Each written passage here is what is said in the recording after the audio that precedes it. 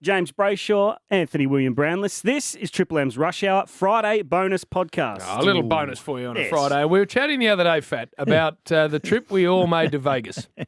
And it was about a bit longer than a decade ago. We were over there for a 40th, and it was a pretty ordinary crew. Well, it was. But first of all, before we get, what about at the airport when we got there? And everyone's got all their suitcases. Yep. What did Sam? Yeah, he had one of those tiny little bags on wheels. On wheels? For the 2.5 weeks we were going to be in the States. For the 2.5 weeks. That's all he had. No, that's all he had. Carry on. That's it. And it's obviously, it was late November, so it's starting to get real cold, especially in New York where we ended up.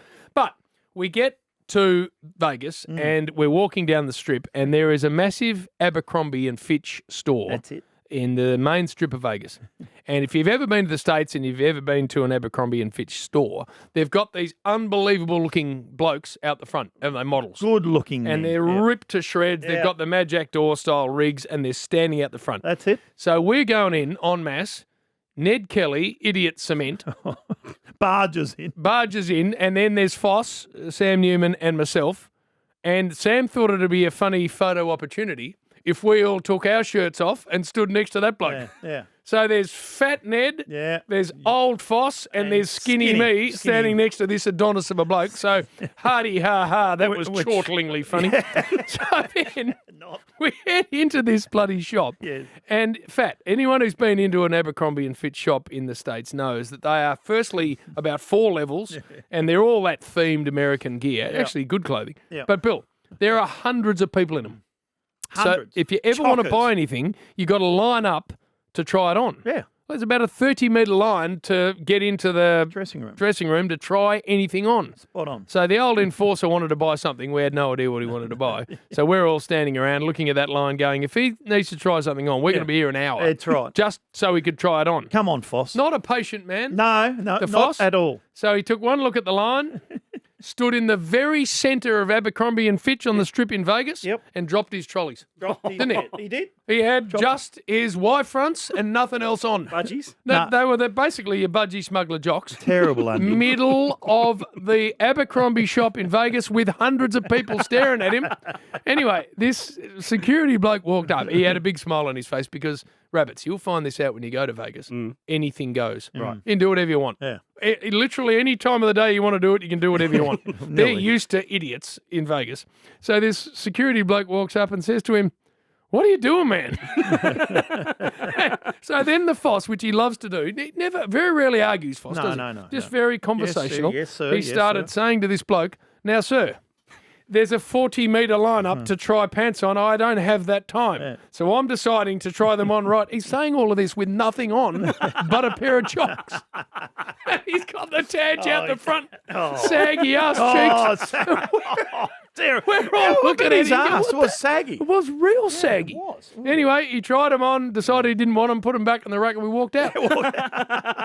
He was a different cat. So we go from there to depart Vegas to go to New York. And there's 7 or 8 of us, and we're all at the airport in Vegas, direct flight to New York. Anyway, so we all walked through, and fair to say, Fat, after 4 days, we were a little dusty. And had enough of each other. We just about finished ourselves off, to be brutally honest. Tim Cleary started it all, didn't he, in the nightclub when he said he was chest on fire. Chest hair on fire. Anyway. Yep. I'm telling you, mate, they don't kick you are unkick-outable in Vegas. Doesn't matter what you do. Come on, TC. And then the other thing I did was I won AC Doocy, remember? Yes. So big I had game. about I wasn't playing. $1,500 in my pocket, US, that I'd won from all the boys. So I said, I don't feel comfortable with $1,500 of everyone's dollars. You know, it's a card game. So we went to this nightclub, got a vodka bucket, went to a booth. Anyway, here's me, Vegas for the first time. I'm going, I'll leave this with me. All right, this one's on me. Oh, no. Jim, I will look after it because I don't want to have everyone's money anyway, so I'll pick up the bill. Yep. So I go over a big note myself to the chick that was looking after us. To pay the bill? I said, righto, the bill's on me. Yeah. She said, righto, that'll be $2,790. So guess who comes back and goes, "Oh, boys, we need to chip." I'll tight ass. I had to come back. I said, I'll put $1,500 in, but the other $2,790, you're going to $1,790. You have to find yourselves. Come on, Jim. So, Bill. No, that was in fact, let me expensive. do the maths. 1,200, and anyway, I so I had to go back.